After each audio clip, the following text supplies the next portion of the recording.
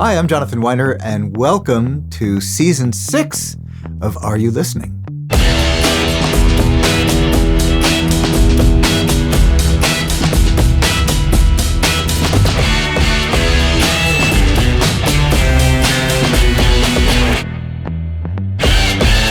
I want to talk to you a little bit about learning to listen critically.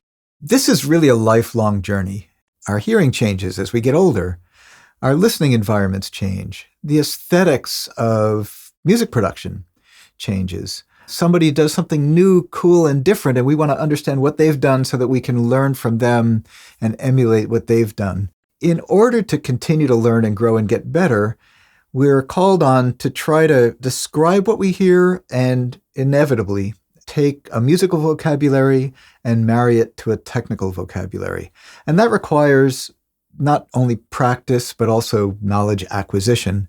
There's something called a Carnegie chart, and that's a phrase that creates a map, if you will, that shows musical signals and an overlay of frequencies and a third overlay that has to do with the fundamental frequency and harmonics of various instruments as they play. It's an incredibly useful map to help us understand how a musical arrangement translates to the technical vocabulary and the technical attributes. I'll just give you a quick example. If you were wanting to think about how to change the tone of an instrument like a vocal, a male vocal, understanding that the fundamental frequency of the male vocal might run from 200 to about 600 hertz, and the higher harmonics might run from 600 hertz up to 2K, you would understand that if you want to make it sound a little edgier and brighter, you might lift 2K or suppress 600 hertz. And if you might want to make it sound a little warmer, you might do the opposite. So we're already starting to develop a sense of descriptors and adjectives to describe sound and the technical language that helps us achieve the sound that we're hearing. So let's talk about a few specific exercises that you can use to drive some of this technical vocabulary. And frankly, it's the kind of activity you can do over and over and over again. You're never really done. An analogy that I might use is it's like an athlete. You know, somebody who's running the 200-meter dash doesn't just run it and then just stop running. They keep practicing and keep improving and keep refining their skills over and over. To the outside observer, it may look like they're doing the same thing over and over again, but through repetition, you just get better and better and more efficient and quicker and so on. And the same is true for music production. One of the things that's most challenging when trying to learn how to master is understanding what actually happens in mastering. And I'm not talking about what dials get turned and so on, but what is the difference between a mix and a master? It's hard to come by that perspective. You can take a mastering class. You can watch all the episodes of Are You Listening, which I'm sure you're doing anyway. But still, most of us don't have the opportunity to sit and listen to what happens to the mix by one of our mix heroes and what happens in the outcome of mastering. One way to kind of get some insight about that is relates to something that I do in my classes at school. I will assign my students a single mastering engineer and ask them to collect examples of records mastered by that mastering engineer across a range of genres, usually from a fairly concise period of time. In other words, you know, if you're looking at a mastering engineer like Bob Ludwig, who's been mastering for 50 years or 40 years, the aesthetics of record production has changed so much. It's a little hard to sort of get an apples to apples comparison. So maybe you want to look at the discography from the last 10 or 15 years. But if you grab 3 tracks from Bob Ludwig and 3 tracks from Piper Payne and look online and find lists of accomplished mastering engineers, gather tracks from each of them and start to listen for common attributes between them. And you will begin to notice that different mastering engineers have slightly different sounds. If you can describe what's different between the groupings, you can begin to understand some of what happens in mastering. The approach to the low end, the approach to level, the approach to the top end begins to reveal itself. So I find it's kind of a fascinating exercise, and I invite you to do this yourself. This next exercise leverages Match EQ to help you refine your work. Take a mix that you're working on, take a reference track, If the reference track is significantly hotter than yours, if it's an already mastered track, make sure you turn it down so you get a level match. Changes in apparent level between two mixes will absolutely skew what we hear. So get a good level match, and then with an EQ, try to match the track that you're working on, your mix file, to the reference, and then use Match EQ and see how close you got. The next is something that I'm going to call the 3-minute challenge. And this is really designed to help you get a little bit out of the part of your brain that might try to be over-analytical and overthinking. And then by looking at what you've done, learn a little bit about what you hear and how you hear, and it yields fantastic benefits. So in a 3-minute challenge, sit down and get ready to master a track, a mix that you've done, a mix that you've gotten from somebody else, and give yourself 3 minutes to do the entire thing. Now, that may not seem like a lot of time, but inevitably what happens is that it prevents you from overthinking the process. You have to respond, you have to react, you have to be somewhat instinctive in your approach and also fairly general in your approach. If you go down the rabbit hole trying to figure out exactly how to de-ess the vocal that's too bright in a mix, or thinking about getting the kick drum bass relationship exactly right, you're going to run out of time. So it's a way to develop just an instinctive gesture and then step back and listen to what you've done. And you'll inevitably find out that some of your instincts bore fruit. And to some extent, you might be off the mark. But it's a good way of sort of developing that muscle of hearing something, imagining where it might go, and very quickly moving it in a direction. And then you can go back, rinse, repeat over and over again. It's a good way, once again, to keep you from getting too far into the weeds. The next series of exercises involve using presets that you can find a link to in the show notes underneath this episode. One is a series of presets that illustrate differences in changes in the low end. Let me show you what those presets look like and talk you through what to listen for when you pull each one of them up. I want to show you how to load up a preset in Ozone. There are going to be a number of presets that you'll be able to download when you look at the link below the video. So here's what you want to do. Anytime you create a preset in Ozone, there's an invitation to name the preset. So I can call this preset today's preset, because tomorrow would be tomorrow's preset. Then, switching to the Finder view, I can search for today's as a search term.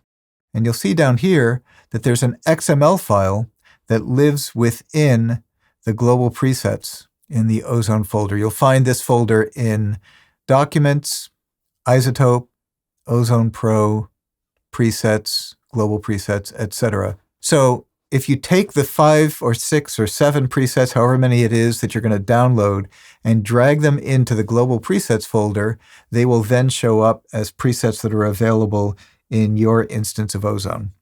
So going back here, let's go through the first set of presets. There are 3 that are called Low Frequency Bell, Low Frequency High Pass, and Low Frequency Shelf. These 3 illustrate some of the more nuanced and interesting differences that show up when we use different filter shapes to change the low end of a master. The low frequency bell, as you can see, is going to pull out a little bit of the mid bass, but if you listen very carefully, you'll hear that the sub bass, the 40 and 30 hertz, the deepest weight of the kick drum and the bass, still survive this EQ move. The low frequency shelf actually will pull out the tonal bass, the mid bass, and the tone of the bass, all the way down through the deepest weight of the kick drum that I was talking about. If you can't hear the difference between these two, chances are that's saying something about your monitors and your monitoring environment, whether it's your headphones or your speakers or both. So it can reveal something about that, but also give you something to focus on and listen to and listen for. It's a subtle difference, but it's an important difference, especially when we're dealing with tracks that have a lot of low end to them. The third low frequency shape is the low frequency high pass. I've set the roll-off frequency, the cutoff frequency, to 50 hertz. So it's going to be down by 12 dB at 25 hertz. So it's rolling off really, really low stuff. What you want to listen for when you're comparing a high pass filter to a shelf filter is that you'll lose some clarity in the deepest part, in the weight of the kick drum and the bass. And this is largely due, not entirely, but largely due to the phase shift that takes place with a high-pass filter. It's not to say that it's bad, it's just different. So if you switch between the low-frequency bell, you'll lose mid-bass. Low-frequency shelf will gently feather out a lot of the low end, but maintain the clarity through the low end. And low-frequency high-pass will take away some of the heaviness and the clarity in the kick drum and the bottom of the bass. So let's give that a quick listen.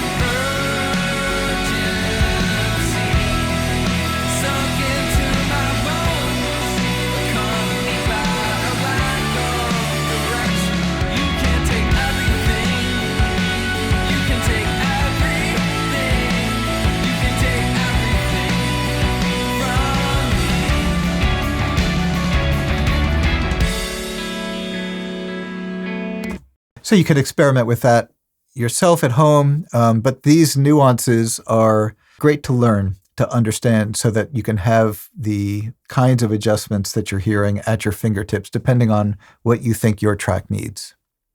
Another exercise I recommend is taking some time when you're doing your work and when you're listening to references and switch so that you're listening in mono to observe what information almost all the time, especially in rock and pop genres, what lives in the center of a mix and what lives on the edges. And also observe something about the spectrum.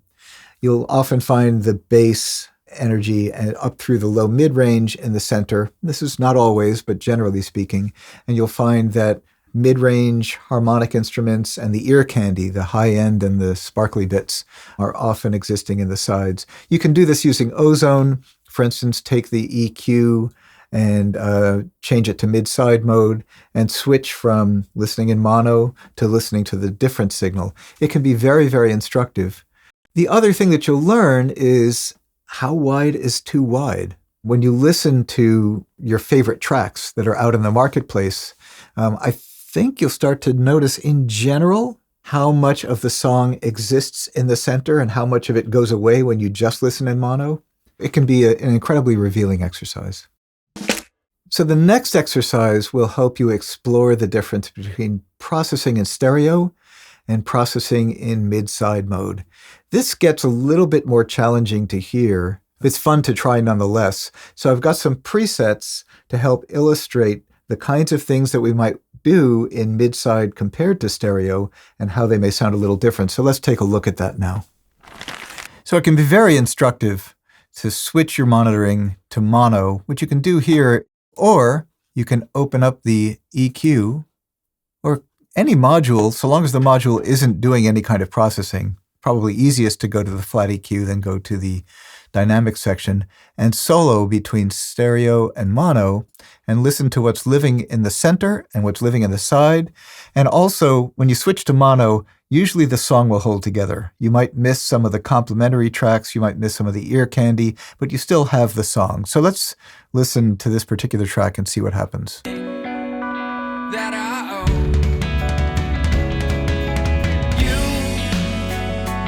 You can take everything. You can take everything that I owe. You can take everything. You can take everything that I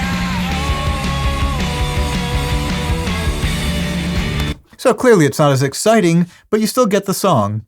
While you could make an argument that mono doesn't really matter anymore, It's still certainly the case that people who are listening to playback from a phone at a distance or on very poor cell phone connections listening through a streaming service, they might get throttled either to very, very narrow stereo or even to a mono signal. So it's a good idea to pay attention to what happens when you're going from the stereo to the mono. The next listening exercise, if you will, talks to the idea of creating clarity. If you take a look at the EQ shape with this preset that's called low mid equals clarity, we're taking out energy in the low mid range. This is, I think, a pretty relatable thing that people do. You want to hear a little bit less of the heaviness and the honkiness and the muddiness in a track or in a sound, and you pull out some energy down here. The other option would be adding energy up here, because if you have more of this, then you get more clarity in relation to the low mid range. The thing I'm inviting you to keep in mind is the whole idea of musical sounds, and especially melodic sounds, and parts of the spectrum that they speak from. In general, the fundamental frequency of most tonal instruments lives here. And so if we cut in this region, you're definitely going to lose a little bit of body and clarity in the note. You'll get more clarity in the overall sound of your master, but you'll lose a little bit of the warm, impactful, clear note. On the other hand, if we do this, we get more of the first and second harmonics, that kind of nasal, slightly edgy sound. So it's two different ways of going after the same thing. Neither one is better than the other. They're simply different approaches. But tuning your ear to be able to understand that difference will help you decide, do I have something that sounds foggy and I need to make a cut in the low mid-range, or do I have sort of a nice smooth low mid-range and I want to add a little bit of that character that comes from the upper harmonics. Obviously, you can go ahead and change the shape of the cut to suit the program material that you're using. So these are just to sort of drive home an idea or a general principle. So just a quick listen, okay, starting with it off.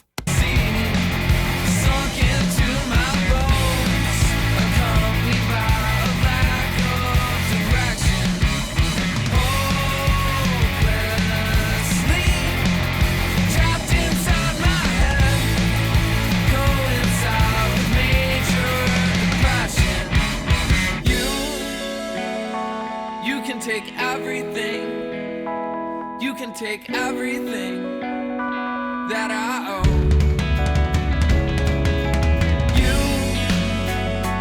You can take everything. You can take everything that I own. You can take everything. You can take everything. It's a little tricky. Inevitably, as you can hear, there will be a little bit of a loudness difference going between these two. You can hit the gain match, which will seek to reconcile that difference a little bit for you. But more than that, I think you can hear that in both instances, the brightness and the snappiness of the track increases, but where that energy is in that part of the spectrum compared to the rest of the mix changes dramatically.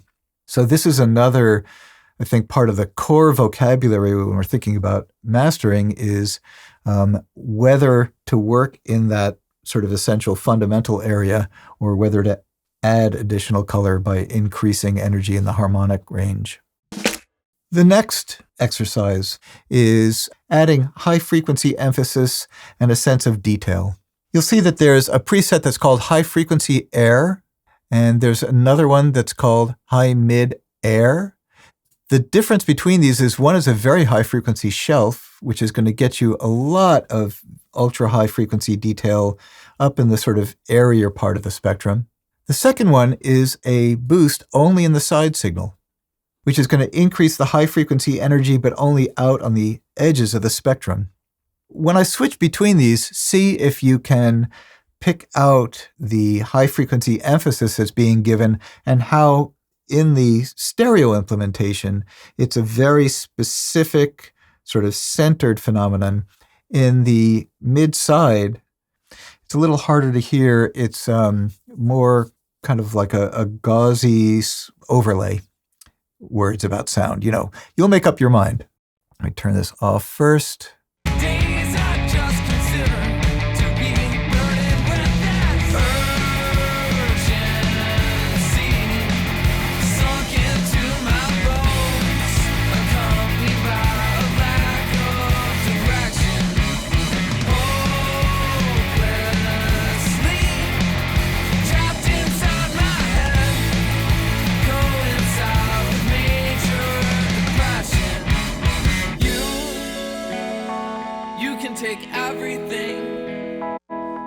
take everything that I own.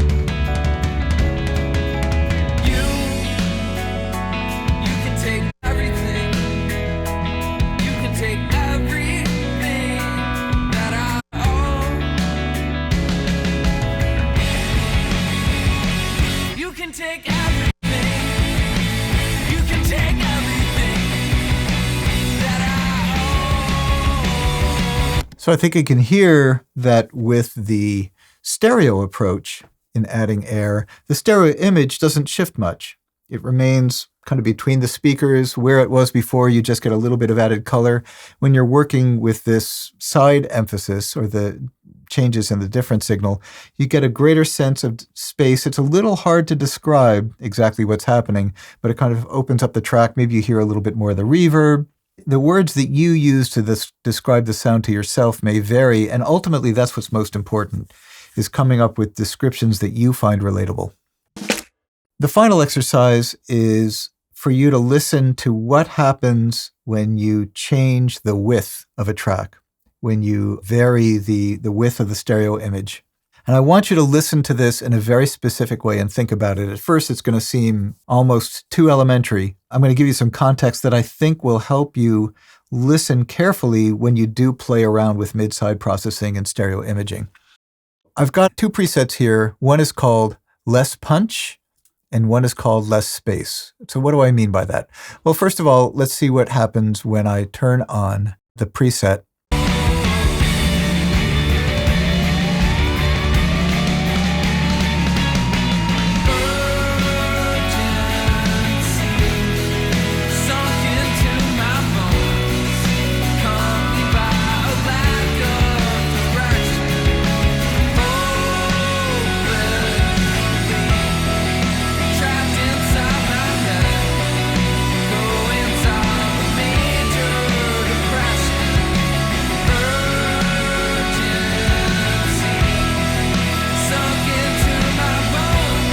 So I think at first blush, Less Punch actually sounds kind of exciting, right? It spreads the energy out into the difference channel. It increases the information that's not correlated. But the thing that you'll notice is that when you increase uncorrelated information, you lose, just because of the change in energy, you lose a little bit of contact with what's panned in the center. So what's panned in the center? The kick drum, the bass, the snare drum, the vocal. You gain width, but you lose the clarity of those things that ultimately are the things that make up the song. Then when you go to less space, you lose a lot of the ear candy and that sense of width, but the stuff that's sort of anchoring the song and the stereo image holds its place. So let's just listen to that one more time. And again, this is to illustrate the idea that when you're playing around with widening or diminishing the stereo image, you should always think about the anchor, which is the center of the stereo image, which is the impactful, clear, dry vocal, drums, bass, some of the important elements in a mix.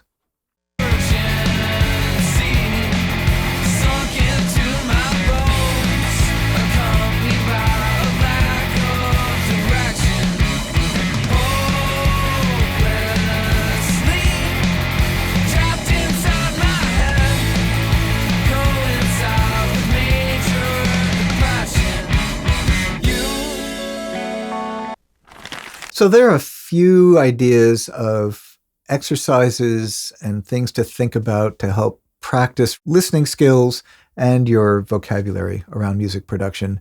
There are lots and lots of other ideas that you can probably imagine yourselves. As I said at the outset, this is a lifelong endeavor. Make sure you give yourself time to practice so you're not always feeling like you have to produce a finished result every time you sit down to do the work. So as always, take a look in the show notes to get links to other helpful materials to help support you and your learning and your work.